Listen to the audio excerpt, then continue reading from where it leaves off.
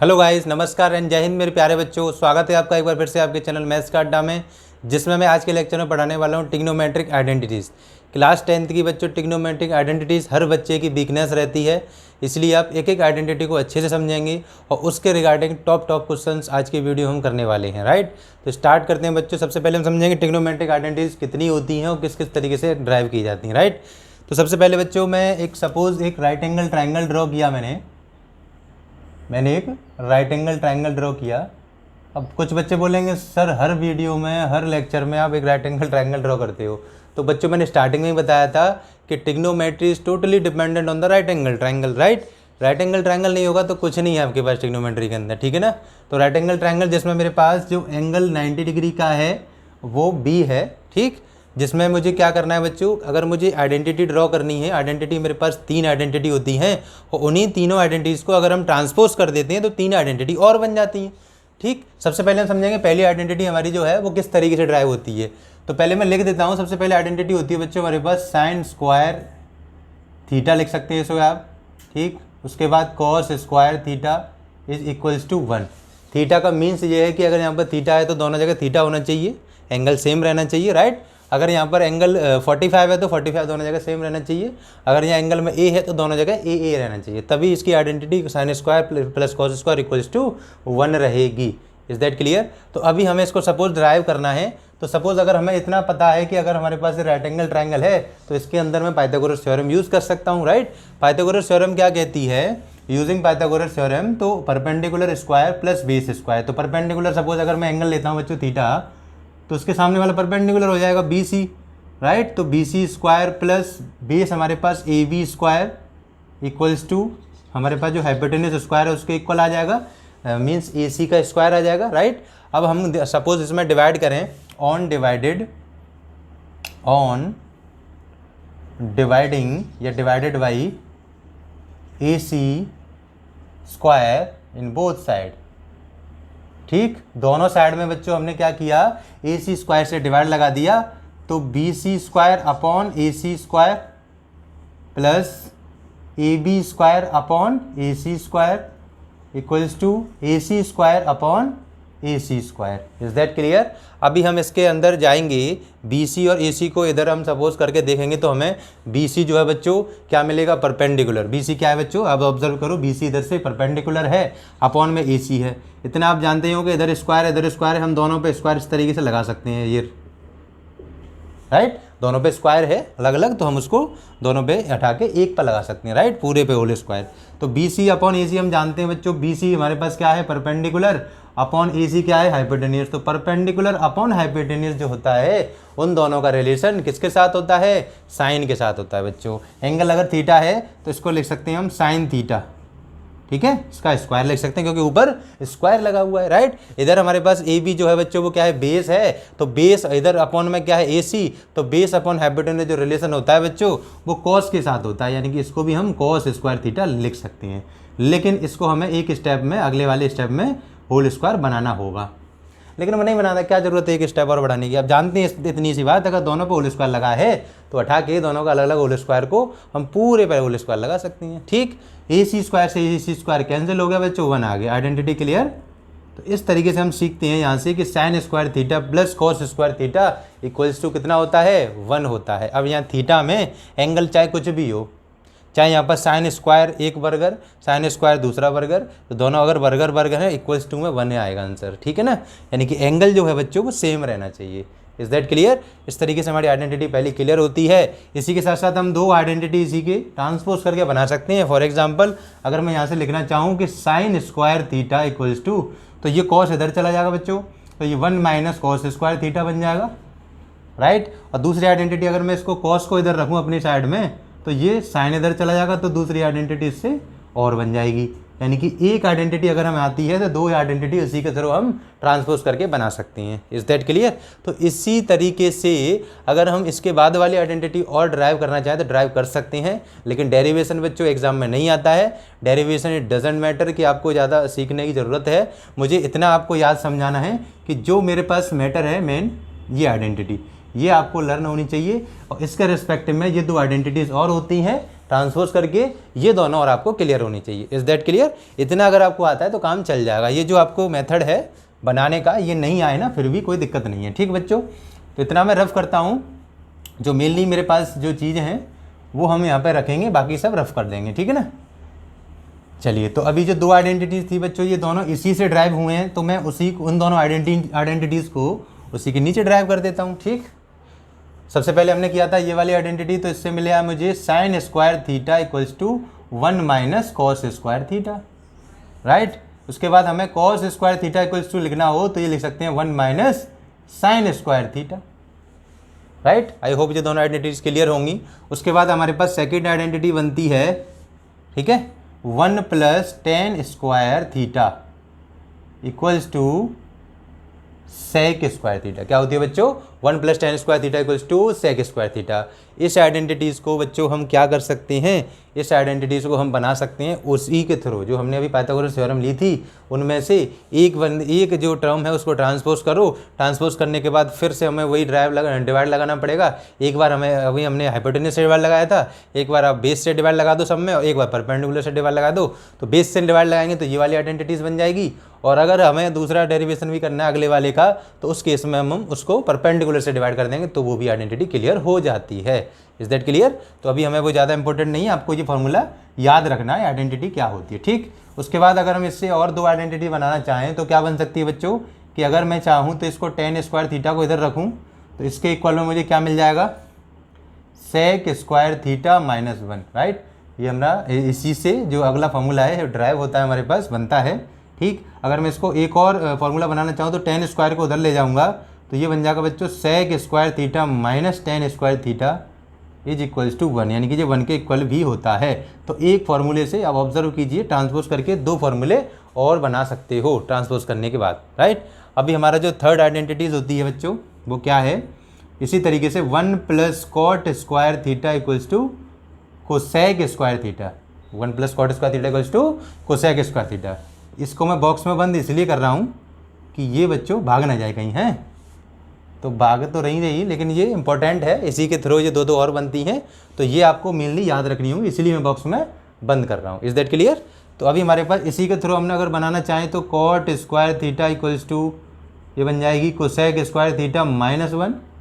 ठीक, और अगर हमें ये वाली ऊपर वाली जैसे मैंने बनाई थी उसी तरीके से बनाए तो कॉट को उधर ले जाएंगे तो ये रह जाएगा अपने पास cosec square theta minus cot square theta is equals to 1। ठीक, तो एक आइडेंटिटी से हमारी दो और फॉर्मूले ड्राइव हुए। ठीक, तो कुल मिला के हमारी 3 आइडेंटिटीज़ थी और 3 से हमारी दो और बनी, तो टोटल मिला के कितनी बनी बच्चों, 9। ठीक है ना, 3 3 एंड 3, 9 आइडेंटिटीज़ अगर ये आपको क्लियर हैं। और इससे पहले आपके जो इनवर्स रिलेशन थे और टेन का जो कन्वर्जन था tan theta equals to sine theta upon cos theta, ये आना ज़रूरी है। कॉट थीटा इक्वल्स टू बच्चों cos theta over sine theta, ये फार्मूला आना ज़रूरी है।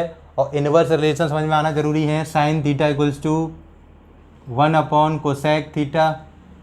अगर इन पर स्क्वायर लग रहा है बच्चों, सपोज ऐसे हैं तो ऐसे बने रहने दो, अगर स्क्वायर लग रहा है तो इस तरीके से ये स्क्वायर में भी वैलिड होती हैं। क्या होती हैं, इन पर स्क्वायर लग रहा है तो ये दोनों पे, जैसे टेन स्क्वायर थीटा को हमको लिखना है तो मुझे sine square theta upon cos square theta लिख सकता हूँ। 10 की पावर 3 का लिखना है तो साइन की पावर 3 अपन कॉस की पावर 3 थीटा हम लिख सकते हैं। ठीक है ना, स्क्वायर लग रहा है तो दोनों तरफ स्क्वायर रेज हो जाएगा, पावर 3 है तो दोनों तरफ पावर 3 रेज हो जाएगी, राइट। अगर हमारे पास इधर केस में लेकिन ध्यान रखना होगा, जैसे मान चलो अगर इधर स्क्वायर नहीं है तो आप करना चाहो अपनी तरफ से कि यहाँ से भी स्क्वायर उठा दिया यहाँ से भी उठा दिया तो काम चल जाएगा, लेकिन ये आइडेंटिटीज़ हमारी इस तरीके से वैलिड नहीं होती, ये फेल हो जाएंगी। ठीक है ना, हम इनको अपनी तरफ से स्क्वायर इतनी पावर रेज कर सकते हैं लेकिन इधर हम पावर रेज नहीं कर सकते। Is that clear? तो ये इनवर्स रिलेशन थे, साइन का किसके साथ होता है बच्चों, कोसेक के साथ, और टेन का होता है बच्चों हमारे पास tan theta equals to 1 upon cot theta, और रहा हमारे पास last cos theta equals to 1 upon sec theta. इनका आपस में एक दूसरे से, कोसेक इधर आएगा तो साइन नीचे चला जाएगा, टेन इधर आ जाएगा, कॉट इधर आ जाएगा तो टेन नीचे चला जाएगा, सेक ऊपर आएगा तो कॉस थीटा नीचे चला जाएगा। इस तरीके से हम एक दूसरे को और यहाँ से 3 के साथ 3 और हम बना सकते हैं। इनवर्स रिलेशन मैंने बता दिया है इससे पिछली वीडियोस में, लेकिन डिस्कस इसलिए कराया है क्योंकि ये सारी चीज़ जो मेनली मैंने बताई हैं ये आगे की एक्सरसाइज में पूरी की पूरी काम आने वाली है, राइट। चलिए तो स्टार्ट करते हैं अपनी एक्सरसाइज 8.1, राइट। ट्रिग्नोमेट्रिक आइडेंटिटीज़ पर डिपेंडेंट जो भी हमने आइडेंटिटी सीखी हैं इसको आप नोट डाउन कर लें दिमाग में, फेयर में, कहीं भी, ठीक। किसी भी तरीके से नोट डाउन करो, किसी भी तरीके से इनको याद करो, बशर्ते बस अगर मैं कोई फार्मूला बोलूँ, अगर कोई भी फार्मूला बोले तो आपके दिमाग में तुरंत क्लिक करना चाहिए कि जो फार्मूला है बताया था सर ने तो वो क्या था, ठीक है ना। इस तरीके से आपको याद रखना होगा, राइट। तो चलिए हम एक्सरसाइज स्टार्ट करते हैं। एक्सरसाइज 8.4 एनसीईआरटी की अपनी एक्सरसाइज चल रही है बच्चों, पूरा का पूरी सीरीज एनसीईआरटी पर डिपेंडेंट है, ठीक है। चलिए तो एक्सप्रेस करना है, जिसमें हम क्वेश्चन नंबर फर्स्ट पिक करते हैं बच्चों। Express the trigonometric ratios. कौन से वाले रेशियो हैं बच्चों? Ratios sine a comma sec a and tan a in terms of cot a. किसके टर्म में? In terms of cot a. Cot a के टर्म में आपको क्या करना है बच्चों?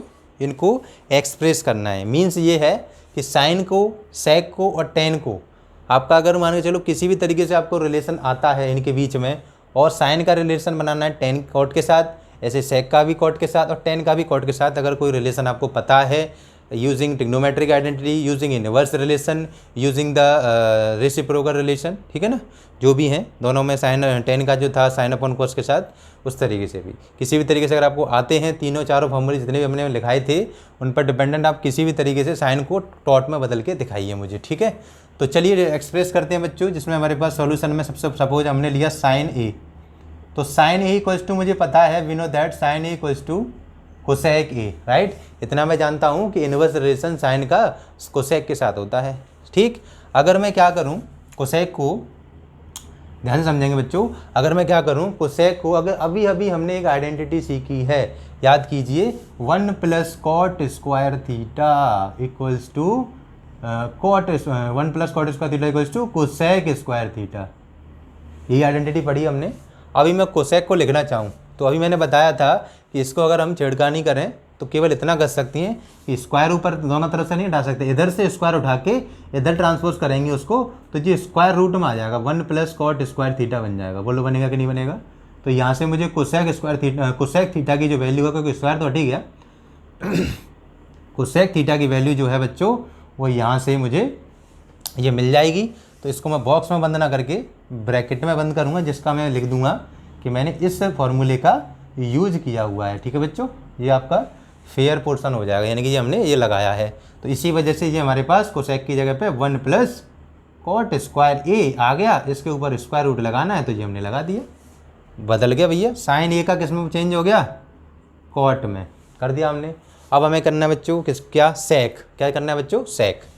तो सेक ए है, तो मेरे प्यारे बच्चों सेक ए आप जानते हो, सेक ए का इनवर्स रिलेशन होता है 1 अपॉन कॉस के साथ। अभी हम कॉस को बनाना चाहें किसमें? टेन कॉट में बदलना चाहें तो नहीं बदल सकते डायरेक्ट। तो अभी मैं क्या करूँगा, दोनों तरफ डिवाइड लगा दूंगा, नीचे न्यूमरेटर डिनोमिनेटर में दोनों में साइन से, ठीक है। उधर भी ऊपर भी डिवाइड लगा दिया हमने साइन से, राइट। अभी हमें पता है कि कॉस अपॉन साइन सर ने बताया था कि सर कॉट होता है, ठीक है। कॉस अपॉन साइन क्या होता है बच्चों? कॉट होता है। तो अभी हम इसको, और 1 अपॉन साइन ऊपर से हमने लिखा था, अभी क्या होता है? कोसेक होता है। जैसे 1 sine equals to 1 upon cosec होता है तो साइन इधर चला जाएगा तो 1 upon sine equals to cosec बन जाएगा। तो ये बन जाएगा अपना कोसेक ए ऊपर, और नीचे cos upon sine cot a बन गया बच्चों।